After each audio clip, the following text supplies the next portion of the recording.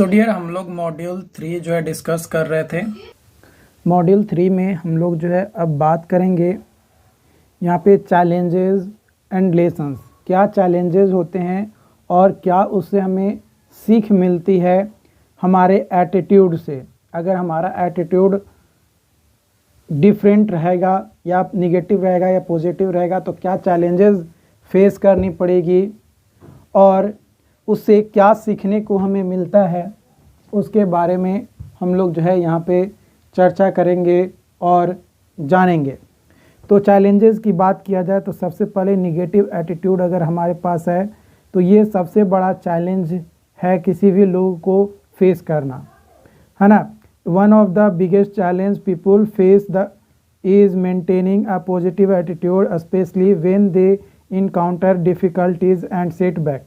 Negative attitude can lead to self-doubt, frustrations and stress which can ultimately affect mental and physical health. है ना। अगर आप negative attitude वाले व्यक्ति हैं तो आपका सबसे पहला चैलेंज क्या है कि आपके अंदर खुद में ही डाउट क्रिएट होते रहेगा कि क्या सही किए कि गलत किए, है ना। आपको फ्रस्ट्रेशन होगा, साथ ही साथ आपको स्ट्रेस होंगे और इन सभी का मेन जो मेजर प्रॉब्लम ये जो क्रिएट करता है वो क्रिएट करता है मेंटली और फिजिकल हेल्थ को अफेक्ट करने का। उसके बाद आता है resistance to change. People with fixed mindset may resist new ideas और approaches believing that the way think is always been done is the best way. This can be hinder personal growth and limitation opportunities. कई बार क्या होता है कि आप change जो आप लाना चाहते हैं वो चेंज आपके अंदर नहीं आ पाता है। रीजंस है आपका एटीट्यूड, आप नहीं चाहते हैं उस नए चीज़ों को अडॉप्ट करना, है ना। तो आपका एटीट्यूड जो है चेंज को रजिस्ट करता है। जो भी आप चेंज लाना चाहते हैं अपने अंदर, अपने पर्सनल ग्रोथ या जो भी आपका अपॉर्चुनिटीज़ प्राप्त करने के लिए, वो उसमें आपका बाधा क्रिएट करता है आपका एटीट्यूड। क्योंकि आप या तो निगेटिव या पॉजिटिव जो भी आपका थिंकिंग है उसमें आप बेटर एडॉप्टेबिलिटी नहीं ले पाते हैं, प्रॉपर तरीके से अडॉप्ट नहीं कर पाते हैं, इसलिए। उसके बाद है आपका lack of awareness. A challenge many people face a lack of awareness. People may not recognize their own attitude and how they are perceived by others, है ना। अदर्स के साथ कैसे बिहेव करना चाहिए, कैसे परसीव्ड करना चाहिए, अपने एटीट्यूड को दिखाना चाहिए लोगों के सामने, उसके बारे में उनको प्रॉपर अवेयरनेस नहीं रहता है। तो अगर आपको अपने बारे में, अपने नॉलेज, अपने एटीट्यूड को दिखाना कैसे है किसी के सामने, वही आपको पता नहीं रहेगा तो ये क्या कहता है, this can lead to misunderstanding and communications, है ना। कम्युनिकेशंस गलत कम्युनिकेट कर लेते हैं और या गलत समझ लेते हैं। इससे सीख क्या मिलता है, तो एटीट्यूड जो है एक चॉइस है ना। एटीट्यूड जो है एक चॉइस है। जो आपके पॉजिटिव एटीट्यूड है तो जो भी आपके चैलेंजेस हैं उसको आप कम करिएगा और जो आपका गोल है उसे आप प्राप्त कीजिएगा। कैसे, जब आप अपने एटीट्यूड को पावर वाला यानी पॉजिटिव एटीट्यूड को चूज कीजिएगा तभी तो। निगेटिव एटीट्यूड को चूज कीजिएगा तो थोड़ी ना। तो एटीट्यूड जो है एक चॉइस है। अगर आप जीवन में सफल होना चाहते हैं तो पॉजिटिव एटीट्यूड को आपको चूज करना ही पड़ेगा। Attitude affect outcomes. Positive attitude tend to more successful in their personal and professional life while negative attitude can hinder progress. Obviously अगर आप पॉजिटिव माइंडसेट हैं, पॉजिटिव एटीट्यूड वाले व्यक्ति हैं तो आप अपने जीवन में बहुत ज़्यादा सफल रहेंगे। लेकिन वही अगर निगेटिव एटीट्यूड है तो आप भाई सफल नहीं रह पाएंगे, सफल होंगे ही नहीं तो रहिएगा कहाँ से। Attitude can be changed. Finally it is important to recognise that attitude can be changed by identifying negative attitude and replacing them with positive ones. People can improve their relationships, performance and overall qualities of life, है ना। जो भी qualities है life का, है ना, जो performance है, उसके जो रिलेशंस है लोगों के बीच में, उसको वो सुधार सकता है, उसमें बेहतर कर सकता है। कब, जब निगेटिव एटीट्यूड को ख़त्म करके पॉजिटिव एटीट्यूड लाएगा, यानी अपने एटीट्यूड में चेंज करेगा, तभी ये चीज़ें संभव है। इन summary, attitude can present challenges but also provide valuable lessons. हमें कई सारे चैलेंजेस तो देता ही है हमारा एटीट्यूड, लेकिन हमें कुछ सीख भी देता है। By choosing a positive attitude, recognising its impact on outcomes and being willing to make changes, people can overcome challenges and achieve their goals। अगर कोई इंसान निगेटिव एटीट्यूड को रिप्लेस करेगा पॉजिटिव एटीट्यूड के साथ, तो वो रियलाइज़ करेगा, रिकॉग्नाइज करेगा कि उसका जो आउटकम्स है या उसके काम करने की जो क्षमता है, बिलिंग है, वो क्या हो रहा है, ज़्यादा हो रहा है, और उसके कारण से वो अपने गोल्स को, जो भी उसका लक्ष्य है उस व्यक्ति का, उसे वो प्राप्त कर पाएगा, और अपने जो भी उसको चैलेंजेस उसके जीवन में आ रहे हैं उसको भी वो सामना करेगा और उसको ख़त्म करेगा। अगला टॉपिक है etiquette. Etiquette is a set of norms of personal behaviour in polite society, usually occurring in the form of ethical code of expected and accepted social behaviour that awards with the conventions and norms observed and practiced by a society or social class or social groups। Etiquette क्या है? ये आपका बताता है कि आप किसी के साथ आपका पर्सनल बिहेवियर किस तरीके से है। क्या आप पोलाइट होकर बोल रहे हैं कि मतलब आपका बोलने का तरीका क्या, मतलब एक तरीके से कम्युनिकेशंस को ये जो है दर्शाता है ना। ये क्या करता है? कम्युनिकेशंस को दर्शाता है। और अगर इटिक्वेट का हिंदी मीनिंग की बात किया जाए तो इसका मतलब होता है शिष्टाचार, है ना, यानी रूल्स ऑफ पोलाइट और करेक्ट बिहेवियर इज कॉल्ड इटिक्वेट। ये इसका मीनिंग होता है।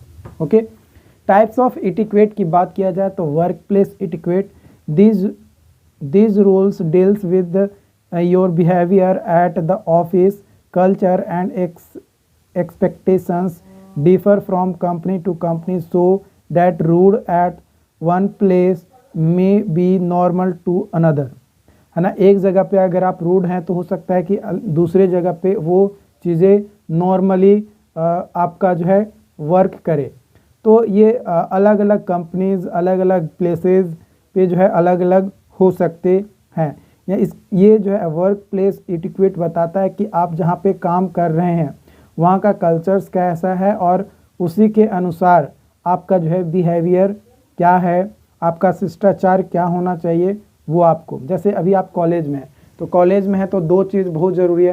पहला अपने टीचर्स और सीनियर का रिस्पेक्ट, दूसरा कि आपको डिसिप्लिन में रहना है। ये दो चीज़ें तो बहुत ज़रूरी है आपको कॉलेज जहाँ पे आप पढ़ रहे हैं।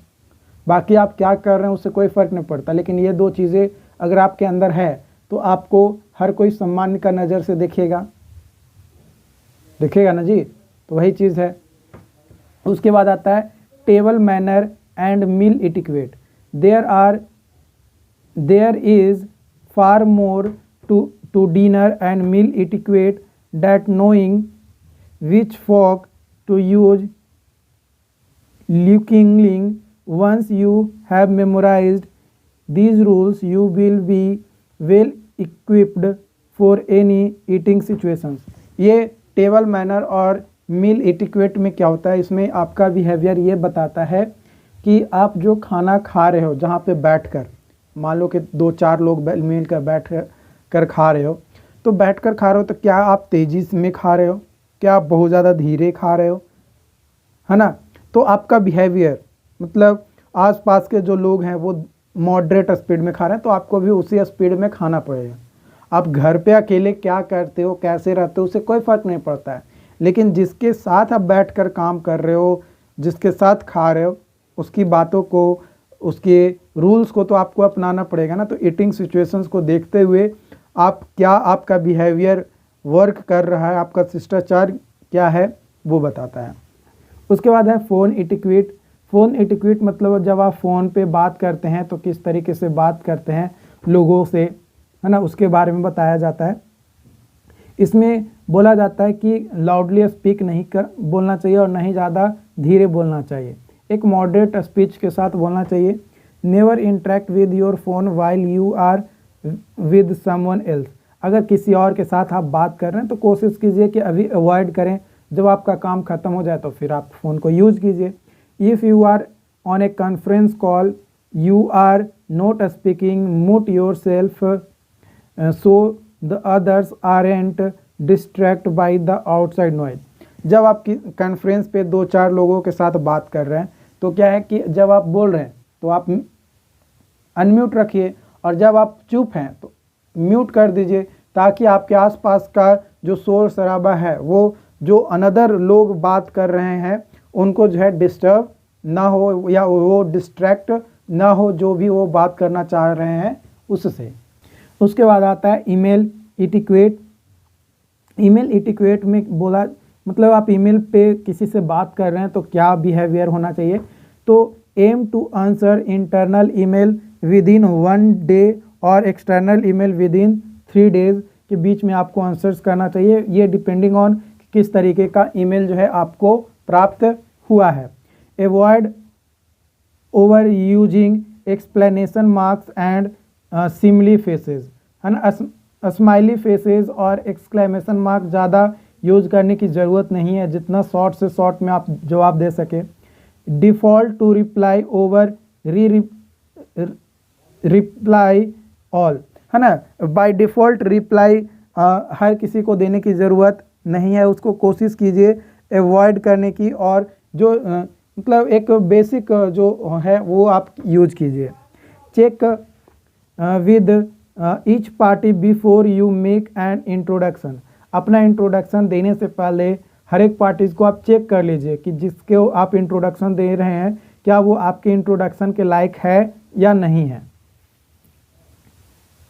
Check for grammar and spelling before hitting send, है ना। सेंड वाला जो बटन होता है उस पर क्लिक करने से पहले आप अपना ग्रामर और स्पेलिंग को चेक कर लीजिए कि सारा सही है या नहीं।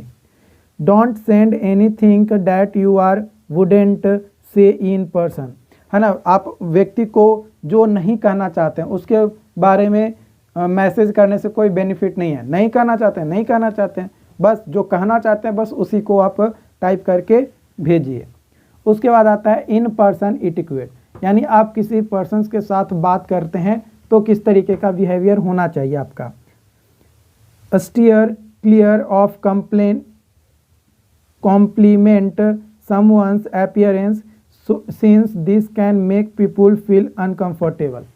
यहाँ पे बोला क्या जा रहा है कि जिसके सामने भी आप बात कर रहे हैं उसमें क्या है कि आप उसके व्यवहारों को जो है उसको कंफर्ट प्रोवाइड करवाइए, ये ना कि उसको इस तरीके से उसको अपीयर करवाइए, कम्प्लीमेंट कीजिए कि वो जो है अनकंफर्ट हो जाए। नहीं, आप उसको चीयर कीजिए, है ना, कि नहीं बहुत अच्छा, सही बोल रहे हो, ये होना चाहिए।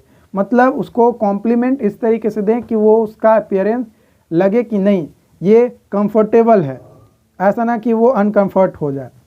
साथ ही साथ अगर आप बात कर रहे हैं तो कोशिश कीजिए कि 60 से 70% टाइम आप आई कांटेक्ट बनाकर रखें जिसके साथ आप बात कर रहे हैं। मैच योर स्पीकिंग वॉल्यूम, जिसके साथ आप बात कर रहे हैं उसका वॉल्यूम और आपका वॉल्यूम दोनों लगभग मैच होने चाहिए। So interest in what they are saying, दूसरा पर्सन क्या कह रहा है उसके बातों में आपका इंटरेस्ट आना चाहिए, ये ना कि वो बोलते जा रहा है आप कुछ इंटरेस्ट ही नहीं जगा रहे हो, तो उसमें जो है अनकम्फर्टनेस फील होता है आपको या सामने वाले को कि हम तो बोलते जा रहे हैं, सामने वाला कुछ सुन ही नहीं रहा है। मीटिंग इटिक्वेट, अगर आप किसी से मीटिंग करते हैं तो क्या बिहेवियर आपका होना चाहिए। Meeting are an important aspects of business communication that allow team to share ideas, discussion strategy and get on the same page about projects and priorities, है ना। कौन सा प्रोजेक्ट किस पेजेस पे है और उसकी प्रायोरिटीज़ कैसी है, अपने आइडियाज़ को शेयर करना, स्ट्रेटजी को डिस्कशन करना। बिजनेस कम्युनिकेशंस में मीटिंग बहुत ज़रूरी है, तो इसमें कैसे बात करना है उसके बारे में आपको समझना होगा, जानना होगा, है ना। तो इसमें क्या है कि आप अपने ओपिनियन को शेयर करते हैं, अपनी बातों को शेयर करते हैं। तो आई होप कि आज का सेशंस आपको समझ में आया हो। अगर कोई डाउट्स रहता है, कोई कन्फ्यूजन रहता है तो आप हमें ज़रूर बताइए ताकि आपकी हेल्प की जा सके। Thank you.